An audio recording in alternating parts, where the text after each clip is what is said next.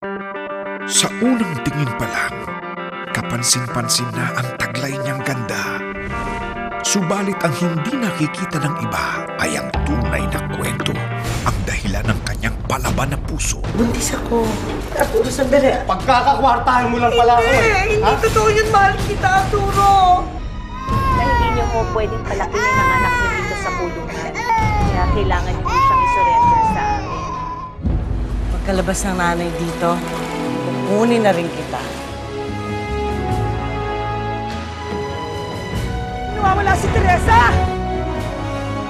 Ruby ang itatawag natin sa kanya. Director mo ko. Nasira ang buhay ko ng dahil sa'yo! Natikman niya ang kalupitan ng buhay. Nasubukan mo na ba yung mamalimos? Ay yung pulutin mo sa lupa yung kakainin mo. Direktoro ko to ah! Ruby! Pangako, hindi kita iiwan. Kaya sinumpa ko, hindi na yun mauulit sa akin. Sa likod ng mapang-akit na alindog ay ang matinding pagnanasa sa kayamanan at karangyaan. May nakita ako sa mall, ang ganda ng bag na bongga. Bilhin natin yun na.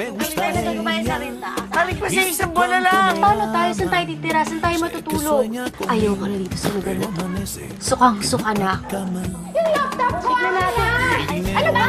Sumasabay ako. Ano problema niyo? Bakit dahil pilay siya? Ako si Ruby. Mapanlinlang, Ang laki ng bahay niyo! Nakakatuwa naman yung kaibigan mo, Maricel. She's nice, no, Dad? Meron ka bang ibang mga friends? Meron. Si Hector.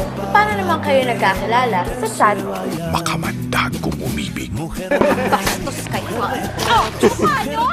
Chris, okay ka lang ba? Nakita ko na yung ideal man ko.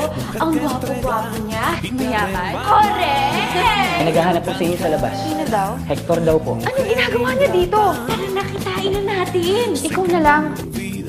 Ting, ikaw si Hector? Makaswerte naman talaga ni Maribel. Mapapasakin ka din, Hector. Mapanganib ang mahalin siya.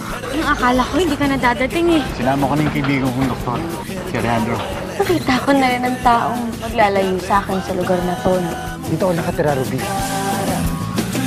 Sa ika-60 taong selebrasyon ng Pinoy Soap Opera, for the first time in Philippine television, isang babae ang magpapaikot ng mundo mo. Ano nga ba ang mas mahalaga? Kayamanan na mag-aahon sa kanya sa kahirapan o pag-ibig na magpapasuko sa mabangis niyang puso?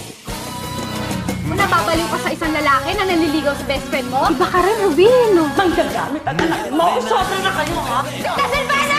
How dare you? How dare you rin po na awayin ang nanay ko? Sa tingin mo ba kasalanan ko na mas una ko nakilala si Hector kesa sa'yo? Hindi mo ba? Ayoko ng gulo. Ano mo ba?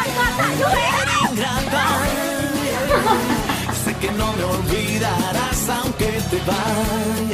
Ang Pinay Bida kontra Bida, Angelica Panganiban. Wala nang kukontra. Ako na, ang bida. Ruby, ngayong Pebrero na sa Primetime Bida.